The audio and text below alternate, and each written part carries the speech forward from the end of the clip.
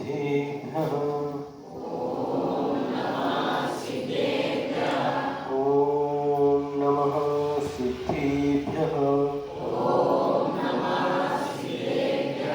ॐ नमः सिद्धेभ्यः नमो अरिहन्ताणं नमो सिद्धाणं नमो आयर्याणं नमो वज्रायाणं नमो लोये सवसाहुणं मोक्षमार्गस्य नेतारं भेतारं कर्मभूभृतां ज्ञातारं विश्वतत्त्वानां वन्दे तद्गुणलब्धये वन्दे तद्गुणलब्धये। जय बोलो पंच परमेष्ठी भगवान की, हराल के मूल नायक देवादेव श्री शांतिनाथ भगवान की, 24 तीर्थंकर भगवान की, परम पूज्य आचार्य गुरुदेव श्री विद्यासागर जी महाराज की, वर्तमान आचार्य श्री समय सागर जी महाराज की, व्यापक श्रवण श्री नियम सागर जी महाराज की।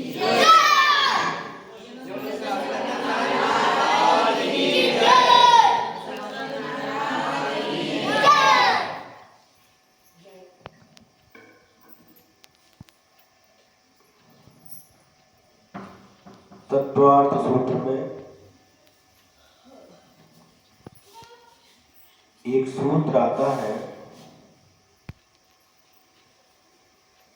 6वें अध्याय का पहला सूत्र, काय वांग मनः कर्म योगः स आश्रवः शुभ पुण्यस्य शुभ पापस्य। ये 3 सूत्र हैं। काय वांग मनः कर्म योगः, काय वांग यानी वचन और मन, इनकी क्रिया को योग कहते हैं। मन के माध्यम से जब हम विचार करते हैं उस समय आत्मा के प्रदेशों में जो हलन चलन होता है उसे मनोयोग कहा जाता है। वचनों के माध्यम से जो हलन चलन होता है उसका नाम वचन योग है, और शरीर की क्रिया के माध्यम से आत्मा के प्रदेशों में जो हलन चलन होता है उसका नाम काय योग है। स आश्रवः, वह ही आश्रव कहलाता है। शुभ पुण्यस्य अशुभ पापस्य, जो शुभ योग होता है उसके द्वारा पुण्य का आश्रव होता है, और जो अशुभ योग होता है उसके द्वारा पाप का आश्रव होता है। अब शुभ योग कौन कौन से हैं? जब हम अपने मन के माध्यम से अच्छे विचार करते हैं, अच्छा चिंतन करते हैं, दूसरे के बारे में अच्छा सोचते हैं, तो उस समय हमारा शुभ योग होता है। हम भगवान का चिंतन कर रहे हैं, महाराज जी की आहारचर्या के बारे में विचार कर रहे हैं, वैयावृत्ति का विचार कर रहे हैं, उस समय योग मनोयोग शुभ होता है। तीर्थ यात्रा का विचार कर रहे हैं, श्रवण में बोला बाहुबली भगवान का स्मरण कर रहे हैं, समेत शिखर जी को याद कर रहे हैं, आचार्य श्री को याद कर रहे हैं, उस समय हमारा योग शुभ होता है, और उस मनोयोग शुभ मनोयोग के द्वारा पुण्य कर्म का आश्रय होता है।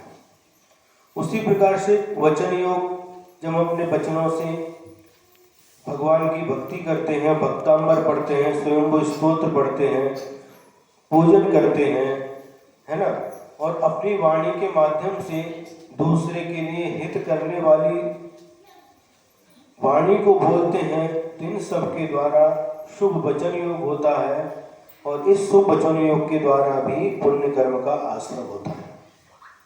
तो तीसरा है काय योग, जब शरीर के द्वारा हम जो चेष्टाएं करते हैं, हम तीर्थ यात्रा के लिए जाते हैं, है ना, दान की क्रिया करते हैं, पूजा की क्रिया कर रहे हैं और दूसरे के ऊपर उपकार करते हैं, तो ये सारी की सारी जो चेष्टा हैं, जो क्रियाएं हैं, ये शुभ कार्य योग के अंतर्गत आती हैं और इसके द्वारा भी पुण्य कर्म का आश्रम होता है। इससे विपरीत जब हम मन के द्वारा किसी का बुरा सोचते हैं, अशुभ चिंतन करते हैं, विषय कषायों की ओर अपने मन को लगाते हैं, तो उस समय हमारा मनोयोग अशुभ होता है। किसी के बारे में बुरा सोचते हैं, ये बहुत होता कि नहीं? बैठे बैठे ही हम पाप कर्म का आश्रय कर लेते हैं।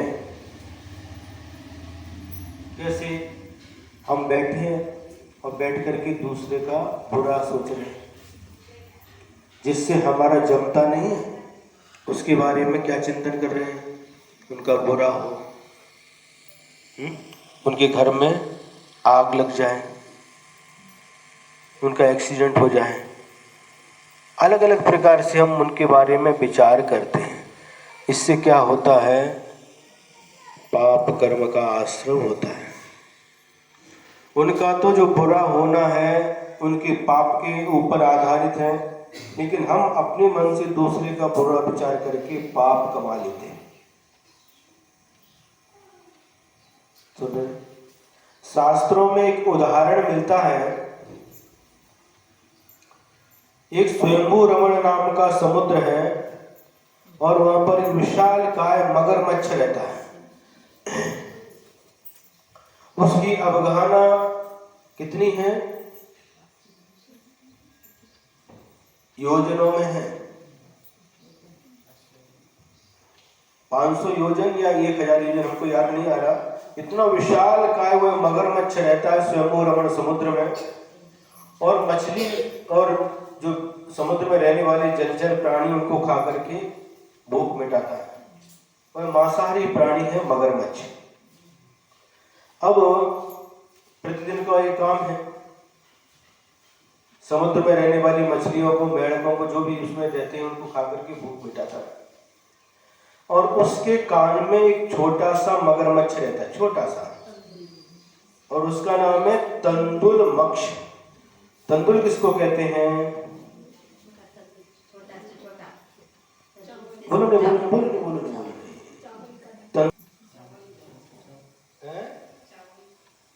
सबको पता नहीं?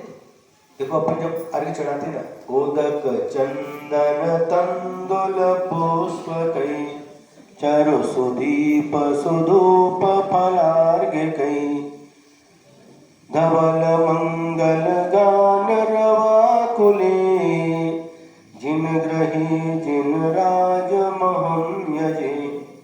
उसमें क्या क्या नाम आगे देखो। ये नाम हम पूजन करते हैं, कोई पाठ पढ़ते हैं, तो एक एक शब्द का अर्थ हमको पता रहना चाहिए।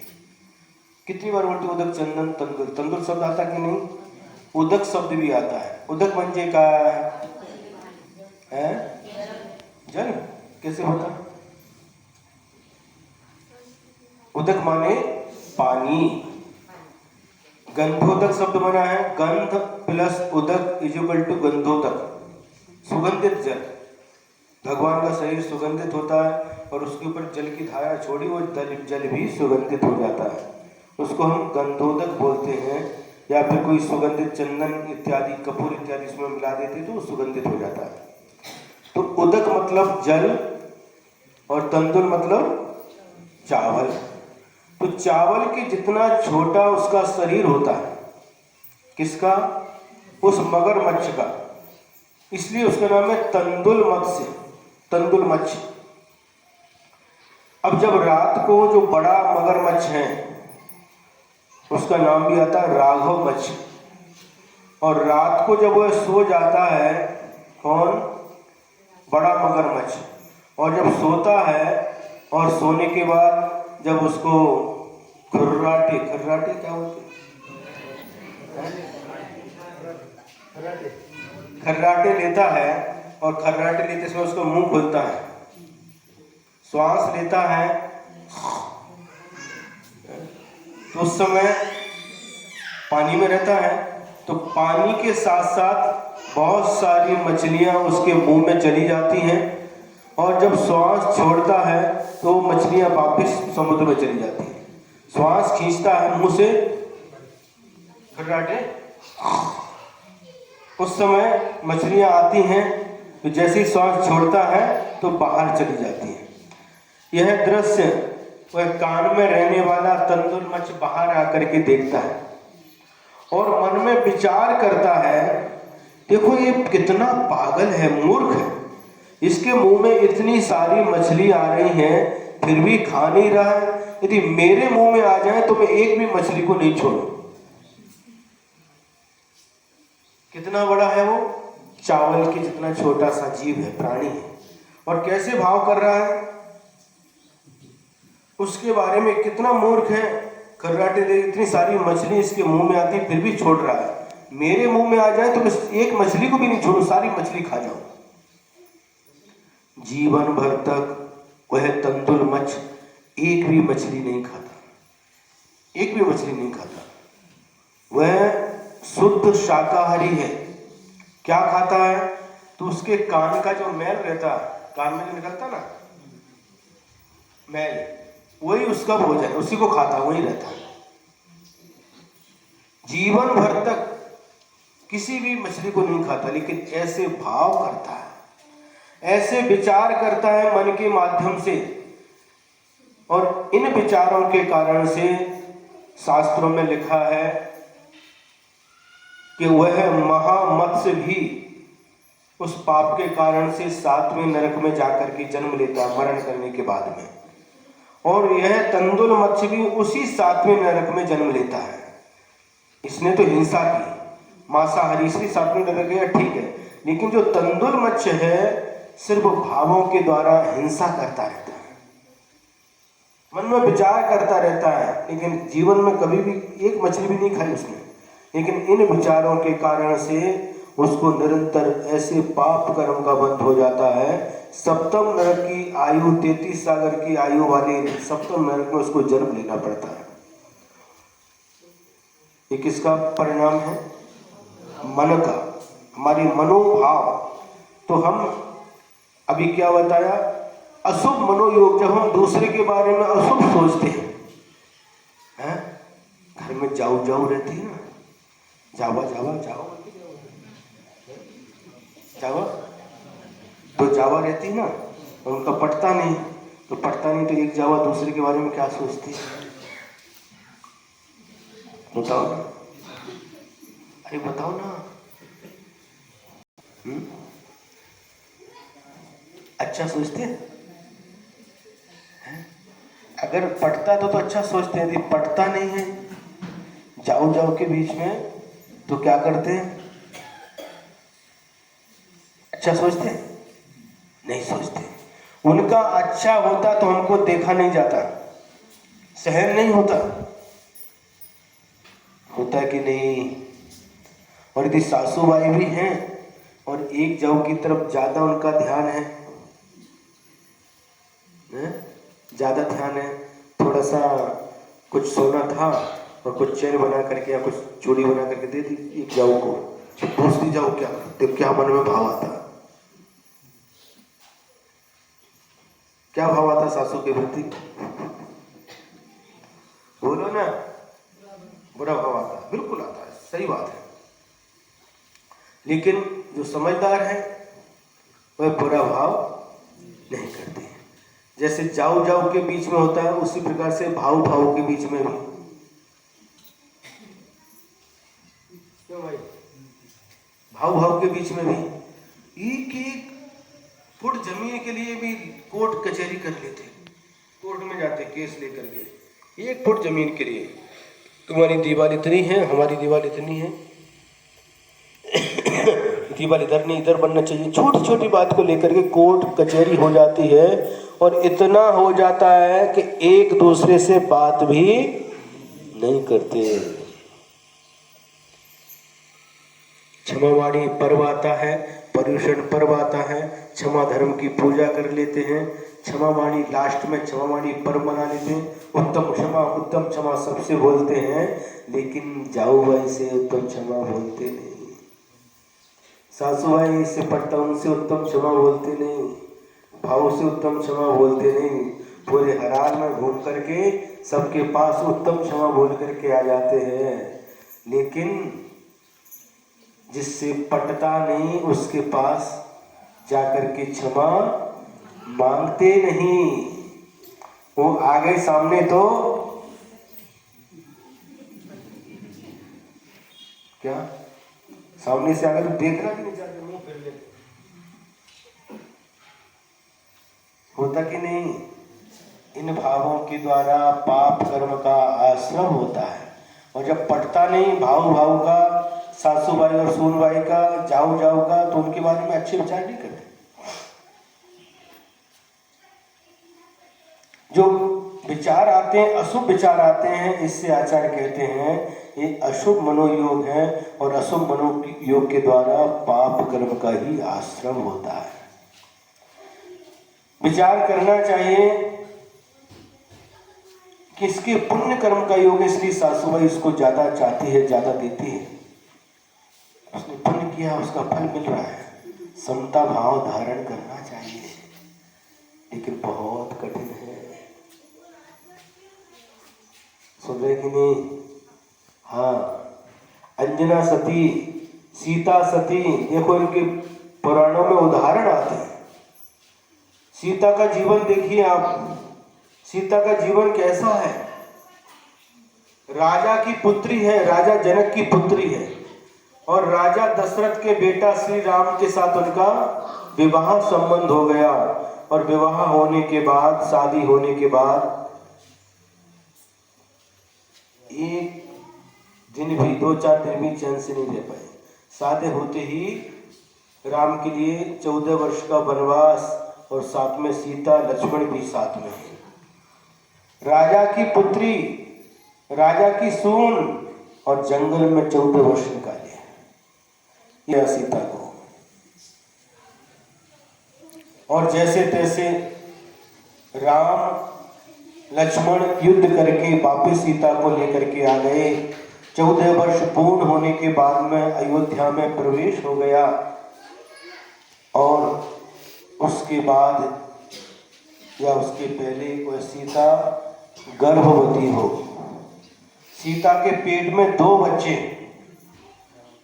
लवण और अंकुश, जिसको आप लोग लवकुश बोलते हैं। और ये दोनों ऐसे जीव हैं उसी भव से मोक्ष जाने वाले हैं। लव और कुश कहां से मोक्ष गए? पावागढ़ से। राम कहां से? सीता के मन में दोहला उत्पन्न होता है। दोहला मतलब क्या?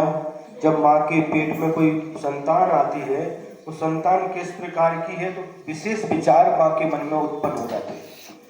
अब सीता के मन में जैसे ही लवकुश पेट में आए हैं, सीता की भावना होती है तीर्थ यात्रा करने की, सम्मेत शिखर की वंदना करने के भाव होते हैं, तीर्थ यात्रा के भाव होते हैं, साधुओं को आहार दान देने के भाव होते हैं।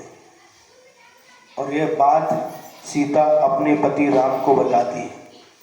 और उसी समय अयोध्या में अपवाद हो जाता है कि यह सीता रावण के यहाँ रह करके आई है, फिर राम ने इसको कैसे स्वीकार लिया? कुछ ऐसी बात हुई, और उस कारण से उसका भी रीजन था। सीता ने पिछले जीवन में अपवाद किया था। क्या किया था? अपवाद किया था, और उसका परिणाम निकला इस जीवन में सीता निर्दोष होने के बाद भी उसका अपवाद हुआ। सुने, अब जब ऐसी बात राजा राम के सामने आई, तो राम ने विचार किया ये ठीक नहीं। उन्होंने कहा अब क्या करें? तो कृतांत वक्र नाम का उनका सेनापति था, उसको कहा कि देखो सीता के मन में दोहला उत्पन्न हुआ है कि सिद्ध क्षेत्रों की वंदना करें, तीर्थ क्षेत्रों की वंदना करें, सम्मेत शिखर आदि की वंदना करें, तो इनको तीर्थ यात्रा के बहाने रथ में बिठा करके ले जाओ और घनघोर जंगल में छोड़ करके आ जाओ। सीता को तीर्थ यात्रा की बात कही, सीता प्रसन्न हो गई, खुश हो गई, और कृतांतवक्र जो सेनापति था रथ में बिठा करके जंगल में लेकर के जा रहा है। और उस समय कुछ अपशगुन हो रहे हैं। अपशगुन समझते हैं? सूखे पेड़ के ऊपर कौवा काव काव कर रहा है, कुछ ऐसे अपशगुन हो रहे हैं। लेकिन सीता मन में कुछ तीर्थ यात्रा के लिए जा रहे हैं। और जब बीहड़ जंगल में रथ पहुंच जाता है, उस समय रथ रोक देते हैं कृतांतवक्र। तो फिर सीता बोलती है, क्यों सेनापति जी, यहाँ पर इस घनघोर जंगल में रथ को क्यों रोक दिया? तो उस समय कृतांतवक्र रोने लगता है, दोनों आंखों से आंसू झरने लगते हैं, कुछ बोल नहीं पाता। तो सीता पुनः पूछती है कि आखिर क्या हुआ, तुम रो क्यों रहे हो कृतांतवक्र, बोलो। फिर भी वो बोल नहीं पाते और जोर जोर से रोने लगते हैं। तीसरी बार फिर पूछती है सीता, कृतांतवक्र क्या हुआ, तुम रो क्यों रहे हो? जैसे तैसे अपने आंसू को रोक करके कृतांतवक्र कहते हैं, मुझे क्षमा करो, राजा राम की ये आज्ञा थी। क्या आज्ञा थी? कि आपको अपवाद होने के कारण से आपको जंगल में छुड़वाने की आज्ञा दी है। और यह सुनते ही सीता मूर्छित हो जाती है। लव और कुश दो बच्चे पेट में हैं। ऐसे समय पर राम ने उसको जंगल में छुड़वाया और ये सुनकर के बेहोश हो जाती है। और जब कृतांतवक्र उसको हवा वगैरह करके उसको होश में लाता है, और होश में आने के बाद में देख रही है सीता का कृतांतवक्र अभी भी रो रहा है। सीता कहती है, हे कृतांतवक्र, तुम रो मत, तुम्हारे इसमें कोई भी दोष नहीं है, तुम्हारी कोई भी गलती नहीं है, तुम मत रो। उस समय कहता है, इस नौकरी को धिक्कार हो, इस नौकरी में करने वाले को जो मालिक कहता हुआ करना पड़ता है, इसलिए ऐसी नौकरी को धिक्कार हो। मेरी मजबूरी है, मैं नौकर हूं, तो राजा जैसा कहता वैसा मुझे करना पड़ता है। मैं तो कृतांतवक्र को फिर सीता कहती है, तुम्हारी कोई गलती नहीं है, तुमने तो अपने कर्तव्य का पालन किया है, जैसा राजा ने कहा है वैसा तुमने किया है, तुम्हारी कोई गलती नहीं है। कृतांतवक्र तुम रो मत, उसको समझाती है। और उसके बाद कहती कि तुम जाओ, लेकिन हे माता, मैं तुमको ऐसे जंगल में छोड़ करके कैसे जाऊं, मेरा मन नहीं मान रहा। या जंगली जानवर है, सिंह है, चीता है, वाघ है, ऐसे में कैसे छोड़ करके जाऊं? सीता कहती है, हर प्राणी का रक्षा करने वाला कोई है तो उसका पुण्य उसकी रक्षा करता है। कौन रक्षा करता है? बोलो, हराल बोलो, कौन रक्षा करता है?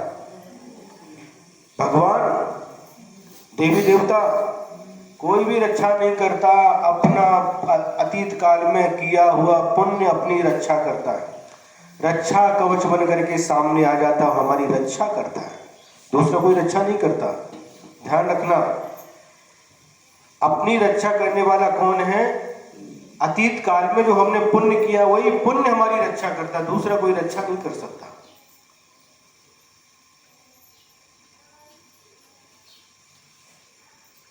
वने रणे शत्रु जलाग्नि मध्ये महार्णवे पर्वत संकटे वा सुप्तं प्रमत्तं विषयस्थितं वा रक्षति पुण्यानि पुराकृतानि। वने जंगल में, रणे युद्ध भूमि में,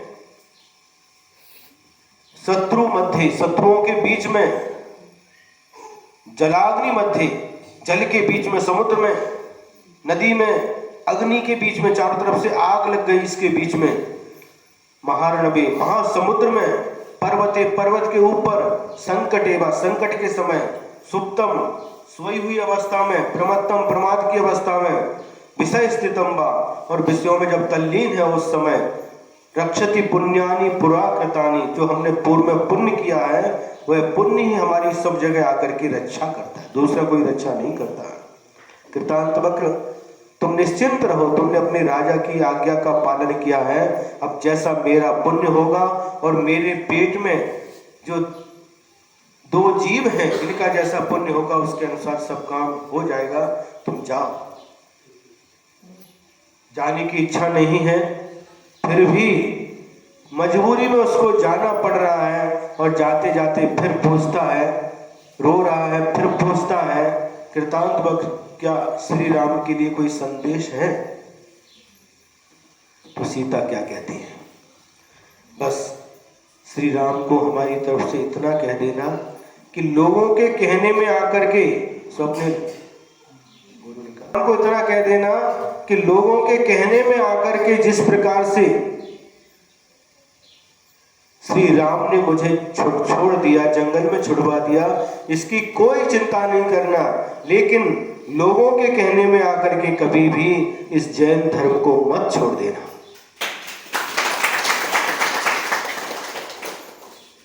लोगों के कहने में आकर सम्यक दर्शन को मत छोड़ देना। बस इतना ही संदेश हमारा राम तक पहुंचा देना। और आजकल की सीता होती तो क्या करते? बोलो, पुलिस केस,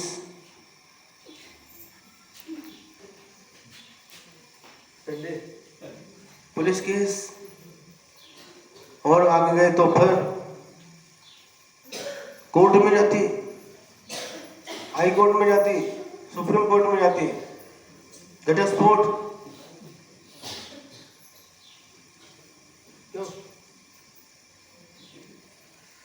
सुन रहे कि नहीं? आज जरा जरा सी बात को लेकर के कोर्ट कचहरी हो जाती है। उसका कारण क्या है? जो सुन भाई है सब थोड़ी थोड़ी बात भी अपनी माँ को जाकर के बताती है। सभी नहीं, जो कुछ कुछ होते, उधर जाके वो माँ कुछ और सीख दे देती, कान में भर देती मन, और जाकर के एक बार झगड़ा भरने चालू हो जाता। लेकिन सीता ने क्या कहा, इसमें तुम्हारा कोई दोष नहीं कृतांत वक्र, और राम का भी कोई दोष नहीं है। ये मैंने अतीत काल में जो पाप कर्म किया है उसका फल मुझे ही भोगना होगा। ये मेरे ही पाप कर्म का फल है। पता है इस जीवन में सीता बिल्कुल निर्दोष है। सीता रावण के यहाँ रही, लेकिन रावण ने उसका स्पर्श भी नहीं किया, हाथ भी नहीं लगाया। क्यों नहीं लगाया? क्योंकि रावण का नियम था। क्या नियम था? एक बार अनंत वीर केवली भगवान के दर्शन के लिए गए थे। उनका उपदेश सुनकर के, अनंत वीर केवली भगवान के उपदेश को सुनकर के सभी लोगों ने अपनी अपनी शक्ति के अनुसार नियम लिया। इंद्रजीत कुंभकर्ण ने भी नियम लिया कि प्रतिदिन भगवान का अभिषेक पूर्वक पूजन करेंगे, और साधुओं को जो आहार दान देने का समय होता है उसके बाद ही भोजन करेंगे। अगर साधु गांव में रहेंगे तो उनको आहार देने के बाद ही भोजन करेंगे। ऐसा नियम ले लिया। अब रावण मन में विचार कर रहा है, मैं इतना शक्तिशाली हूं, इतना बलवान हूं, लेकिन नियम लेने में मैं बहुत कमजोर हूं। मैं क्या नियम लूं? ऐसा विचार कर रहा है। और ऐसा विचार करते करते उसने उन केवली भगवान अनंत वीर स्वामी के चरणों में 2 नियम लिए। पहला नियम लिया कि मैं प्रतिदिन भगवान का अभिषेक पूर्वक पूजन करूंगा, और दूसरा नियम लिया कि जो स्त्री मुझे नहीं चाहेगी कभी भी मैं उसके साथ जबरदस्ती नहीं करूंगा। जो उसको अभिमान था, मैं इतना सुंदर हूं, नारायण के प्रति नारायण इतना सुंदर हूं, कौन ऐसी स्त्री होगी जो मुझे नहीं चाहेगी? ऐसा हो ही नहीं सकता जो स्त्री मुझे ना चाहे। और यही उसने नियम ले लिया कि जो स्त्री मुझे नहीं चाहेगी मैं उसके साथ कभी भी गलत व्यवहार नहीं करूंगा। और इस नियम का उस रावण ने आखिरी समय तक पालन किया। सीता का हरण करके लेकर के आया, लंका में लेकर के आया, लेकिन उसको हाथ भी नहीं लगाया। अपनी जो दूती थी उनको भेजता था सीता को मनाने के लिए, और इसके बाद मंदोदरी जो उसकी पट्टरानी थी उसको भी भेजा सीता को मनाने के लिए कि सीता कहती है अरे तुम एक स्त्री हो, तुम पट्टरानी स्त्री हो करके तुम स्त्री की बात को समझ सकती हो। कितने प्रकार से समझाए, तू भूमि पूछे राम है वहां क्या, यहाँ तू पट्टरानी बन करके रहेगी, बहुत प्रलोभन दिया। लेकिन सीता पतिव्रता थी, पतिव्रता स्त्री थी, उसने उनकी कोई भी बात को स्वीकार नहीं किया। और इसके बाद भी समझाने की कोशिश की, और जब सीता नहीं मानी तो रावण ने कभी भी उनके पास नहीं गया, उस नियम के कारण से, नियम का पालन किया। सीता निर्दोष है, पतिव्रता है, लेकिन पिछले जीवन में जो पाप किया था, जो निर्दोष था, उसके ऊपर लांछन लगाया था, इसका परिणाम ऐसा कर्म बन गया। इस जीवन में सीता निर्दोष होते हुए भी उसके ऊपर लांछन आ गया। उनके पति तद्भव मोक्षगामी श्री राम उसी भव से मोक्ष जाने वाले हैं, पेट में लव और कुछ 2 बच्चे हैं, उसी भव से मोक्ष जाने वाले हैं। ऐसे बच्चों की माँ, ऐसे पति की पत्नी होने के बाद भी जो कर्म पिछले जीवन में बांध लिया, वह कर्म अपना फल दिखा रहा है। सुन रहे कि नहीं? इसलिए कभी भी किसी के बारे में बुरा चिंतन नहीं करना चाहिए। सीता को देखो, इस जीवन में राम के बारे में बुरा नहीं सोचा, कृतांत वक्र के बारे में बुरा नहीं सोचा, जिसने अपवाद किया उसके बारे में बुरा नहीं सोचा। वह विचार कर रही है, स्वयं कृतम कर्म यदात्मना पुरा फलम तदीयम लवते शुभाशुभम परेण दत्तम यदि लभ्यते स्फुटम स्वयं कृतम कर्म निरर्थकम तदा। जो स्वयं इस आत्मा ने अतीत काल में जो कर्म किए हैं, इसी आत्मा को भुगतने पड़ते, उसका फल इसी को भोगना पड़ता है। दूसरे के द्वारा किए हुए कर्म का फल दूसरे को नहीं मिलता। यदि दूसरे के द्वारा किए हुए कर्मों का फल हमें मिले तो हमारे द्वारा किए हुए कर्म निष्फल हो जाते हैं, उनका कोई फल ही नहीं होता। सुन रहे कि नहीं? तो हम लोग प्राय करके मनोयोग के द्वारा ऐसे ऐसे पाप कर्मों का बंद कर लेते हैं जिसका कोई भी औचित्य नहीं है। जैसे तंदुर मच्छ इतने बड़े पाप का बंद कर लेता है, 7वें नरक की आयु का बंद कर लेता है। तो हमें कभी भी अपने मन के द्वारा किसी का बुरा विचार नहीं करना चाहिए। गांधी जी के 3 बंदर, 3 माकड, वाईट बघायचे नाही, वाईट ऐकायचे नाही आणि वाईट बोलायचे नाही। और चौथा, वाईट विचार करायचं नाही। इतना आपने पालन कर लिया, मन से किसी का बुरा सोचना नहीं, वचन से किसी से बुरा बोलना नहीं, और शरीर से किसी का बुरा करना नहीं। तो ये अशुभ योग से बचेंगे तो हमें निरंतर पुण्य कर्म का बंध होगा। शुभ योग होगा तो पुण्य कर्म का बंध होगा। मन के द्वारा सबसे ज्यादा जो पाप कमाते हैं, हम मन से कमाते हैं। तो मन को शांत रखो, सोचना तो दूसरे का अच्छा सोचो ना। दूसरे का अच्छा देखा नहीं जाता। किसी का अच्छा हो रहा है तो देखा नहीं जाता, सहन नहीं होता। उनका हमारा ऐसा, उनका कैसे? अरे हमारा तो पतरे का घर है, उनका बिल्डिंग कैसे बन गई उनकी?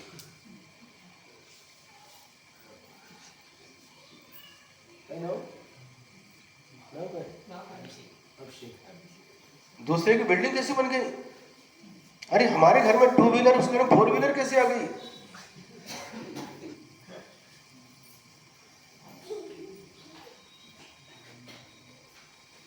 होता कि नहीं? बंटवारा हो गया, जब तक साथ में रहते थे, भाव भाव जाओ जाओ, बंटवारा हो गया, फिर किसी की उन्नति हो गई तो दूसरे को सहन नहीं होता। सोचे कि नहीं? हंस रहे आप लोग, सत्य है कि नहीं? देखो एक छोटी सी चीज बताते हैं कि कैसे हमारे भाव कैसे रहते हैं। एक भक्त भगवान की भक्ति करता है, अपने भगवान नहीं, वीतरागी प्रभु नहीं, एक उदाहरण है, सामान्य है। एक भक्त भगवान की भक्ति करता है और एक दिन भगवान प्रसन्न होकर के प्रकट हो जाते हैं। अपने भगवान कभी किसी पर प्रसन्न नहीं होते, कभी किसी पर नाराज नहीं होते, लेकिन फिर भी लोग घर के बाहर लिखते हैं श्री महावीर प्रसन्न, श्री शांतिनाथ प्रसन्न, श्री आदिनाथ प्रसन्न, श्री महावीर प्रसन्न, श्री विद्यासागर प्रसन्न। है? कभी भी अपने भगवान प्रसन्न नहीं होते। श्री महावीराय नमः लिखना चाहिए, प्रसन्न नहीं लिखना चाहिए। है? लेकिन वो ऐसे थे जिनकी भक्ति करता था, एक उदाहरण है, और वो प्रसन्न हो गए उनकी भक्ति से और कहा बेटा मैं तेरी भक्ति से प्रसन्न हूँ, बहुत दिन से भक्ति करता था, बहुत वर्ष हो गए थे और एक दिन भगवान प्रकट हो गए, मैं तेरी भक्ति से बहुत प्रसन्न हूँ, बहुत खुश हूँ, मांग क्या मांगता है। वो मांगने के लिए विचार कर रहा है, क्या मांगू ऐसा सोच रहा। उसी समय वो कहते हैं भगवान कि देख इतना ध्यान रखना, तू जितना मांगेगा उतना तुझे मिलेगा, लेकिन तुझे जितना मिलेगा उससे डबल तेरे पड़ोसी को मिलेगा। क्या कहा? तुझे जितना मिलेगा उससे डबल तेरे पड़ोसी को मिलेगा। ये सोच करके उसका धोखा फिरला। अरे भगवान की भक्ति तो हमने की है और उसको फोकट में मिलेगा। अब भगवान से तो कुछ बोल नहीं सकते। अब वो विचार कर रहा है। उसने कहा हमारी एक बहुत बड़ी बिल्डिंग बन करके तैयार हो जाए, इमारत, महल, एक बहुत बड़ा महल बन करके तैयार हो गया। तथास्तु कहा और पड़ोसी के 2 महल है। सुने, हमको एक बहुत सुंदर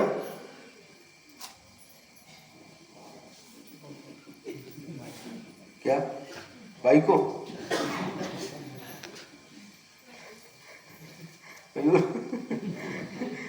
एक बहुत सुंदर भाई को पत्नी मिली। तथास्तु का उसको 2 पत्नियां मिल गई।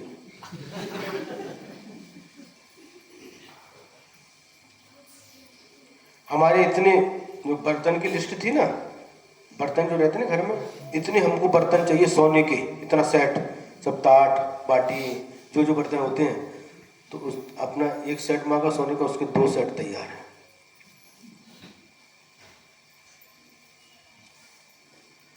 हमको 100 एकड़ खेती चाहिए, उसको 2 एकड़ खेती।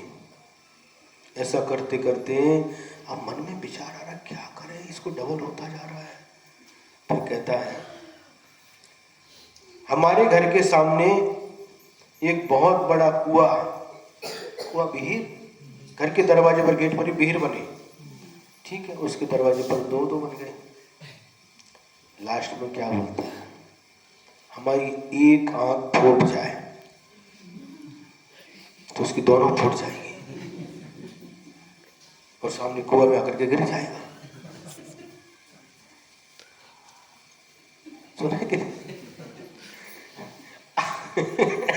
अच्छा मांगते गए, लेकिन बाद में उसका कैसे बुरा हो, उसके बुरा करने के लिए अपनी एक आंख फूट जाए। हम तो एक आंख फूटी तो उसकी दोनों चली जाएगी।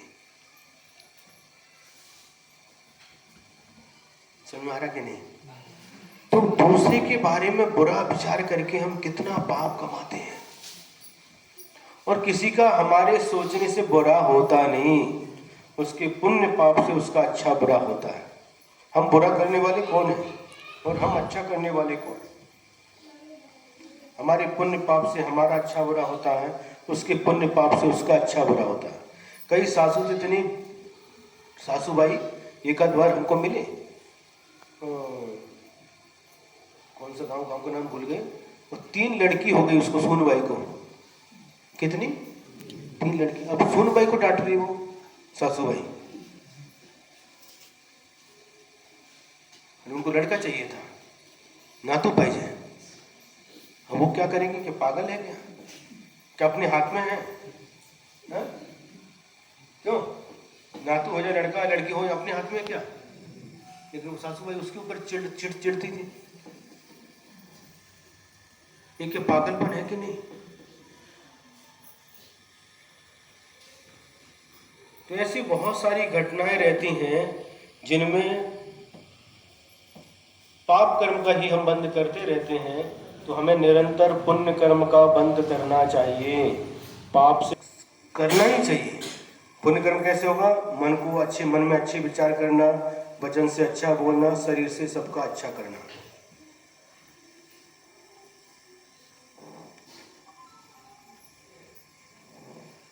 आज हमने सुना महाराज जी आए थे, ऋषभ सागर महाराज जी, फिर वापस चले गए। क्यों चले गए वापस? टाइम पे नहीं आए, संख्या कोई कारण बना। फिर संकेत ने हमको कहा महाराज जी ऐसे लोग, चलो भैया वो चले गए तो अपन थोड़ा बहुत तो इनको आए हैं, तो कम से कम उतनी देर के लिए इनको तो पुण्य मिलना चाहिए। जितना होता है उतना इनको सुनाएंगे, क्योंकि समागम बार बार मिलता नहीं है। भगवान तो हमारे मंदिर में विराजमान है, लेकिन महाराज हमेशा रहने वाले नहीं हैं। जैसे आए हैं वैसे बोलो चले जाएंगे। हाँ, जिनको समागम चाहिए, देखो स्वप्न कहाँ से आए? पूना से आ गए। मालूम पड़ा महाराज जी आए गांव में, चलो। तो जिनको समागम चाहिए, ये बच्चे हैं, देखो मयूर है, अभिषेक है, हर्षल है, पंचवाटकर रिसोर्ट से आ रहे हैं। जब से रिसोर्ट से आए डेली, रिसोर्ट में भी आते थे डेली और यहाँ पर भी डेली आ रहे हैं। जब तक सानिध्य मिलता है गुरुओं का, तब तक सानिध्य लेना चाहिए और पूरा लाभ उठाना चाहिए। नदी जैसे बहते बहते जाती है, पानी की नदी बहते बहते जाती है, एक गांव से दूसरे गांव, दूसरे गांव से तीसरे गांव। जो लोग उसका उपयोग कर लेते हैं, पानी का उपयोग कर लेते हैं, पीने के लिए है, कपड़ा धोने के लिए है, या किसी और काम के लिए, खेती के लिए है, कर लेते हैं, और नहीं तो वो आगे बढ़ जाती हैं। उसी प्रकार से साधु भी एक गांव से दूसरे गांव, दूसरे गांव से तीसरे गांव करते करते आगे बढ़ते जाते हैं। जितना लाभ लेना है उतना लाभ लीजिए। और सारांश क्या निकला आज का, जो हमारा छोटा सा वक्तव्य था, उसका सारांश क्या है? अपने मन से किसी का बुरा सोचना नहीं, वचन से किसी से बुरा बोलना नहीं, और शरीर से किसी का बुरा करना नहीं। सबके बारे में अच्छा सोचना। क्या सोचना? सुखी रहें सब जीव जगत के, कोई कभी न घबरावे। बैर पाप अभिमान छोड़, जग नित्य नए मंगल गावे। सुखी रहे सब जीव जगत के, ऐसा विचार करो। सभी सुखी रहे, किसी के जीवन में कष्ट न हो। हे भगवान, कोई दुखी न रहे, सबके दुख दूर हो। जो गरीब है उसको धन की प्राप्ति हो, जिसको पुत्र नहीं उसको पुत्र की प्राप्ति हो, जो भूखा है उसको भरपेट शुद्ध भोजन मिले, जिसको घर नहीं उसको घर मिले। ऐसी भावना भाव तो पुण्य कर्म का आश्रम होता है। क्या करना है? पुण्य कमाना के पाप? तो धीरे क्यों बोल रहे हैं? उपवास है क्या आज? अच्छे से बोलो ना। पुण्य कमाना है तो इन बातों को याद रखना, सीता सती को याद रखना है? कितना जीवन कष्ट में रहा। अब लव कुश का जन्म हो गया, बाद में श्री राम ने अग्नि परीक्षा ली। तुम निर्दोष हो, तुमको जनता के सामने इसकी परीक्षा देनी होगी। अग्नि का कुंड तैयार कर दिया, और कुंड में अग्नि कोलसा, लाल लाल कोलसे जल रहे हैं, और सीता पंच परमेष्टि को याद करती है। नमो अरिहंताणम, नमो सिद्धाणम, नमो आईरियाणम, नमो वज्छायाणम, नमो लोये सौभसाहुणम। हे भगवान, यदि मैंने स्वप्न में भी अपने पति राम को छोड़कर किसी दूसरे का मन में भी विचार किया हो, ये अग्नि मुझे जलाकर भस्म कर दे। और ऐसा प्रतिज्ञा करके अग्नि कुंड में कूद जाती है। और उसी समय कूदने के पहले ही देवों के आसन कंपायमान हो जाते हैं। देवों के आसन कंपायमान हो जाते हैं। जब धर्मात्माओं के ऊपर कोई संकट आता है, देव लोग भी आकर के उसकी रक्षा के लिए खड़े हो जाते हैं। उस सीता ने किसी देवी देवता को याद नहीं किया, ये देव मेरी रक्षा करो, ये देवी मेरी रक्षा करो, माम रक्षाम करो। बोला क्या? नहीं बोला। क्या बोला? पंच परमेश्वर को याद किया। तो जिनेंद्र भगवान के भक्त जो देव थे उनके आसन हिल गए और आकर के सारे देव आ गए वहां पर। और जो अग्नि कुंड था उसको जल का कुंड बना दिया। जल भर गया, पानी भर गया, उसके ऊपर एक कमल है और कमल के ऊपर सीता बैठी है। और पद्म पुराण में लिखा है इतना पानी हो गया कि लव और कुश तैरते हुए अपनी मां सीता के पास पहुंचे। अब इसके बाद में राम कहते हैं सीता से, सीता तुम परीक्षा में पास हो गई, अब चलो। कहाँ? अयोध्या। कहाँ? घरी, आपल्या घरी। आपल्या घरी? अब सीता कहती नहीं, अब मैं घर नहीं जाऊंगी। मैंने अपने जीवन में बहुत सारे जो उदाहरण अपने जीवन में ही देख लिए हैं। क्या संसार में सुख है, कितने कष्ट सहन किए अनादि काल से सात माँ ने। अब मैं घर नहीं जाऊंगी। और वही जंगल में एक पृथ्वीमती माता जी थी, आर्का थी, उनके पास जाकर के दीक्षा ले ली, केसरोज कर लिए, सफेद साड़ी धारण करके, पीछी कमंडल लेकर के उन्होंने आर्का दीक्षा ले ली।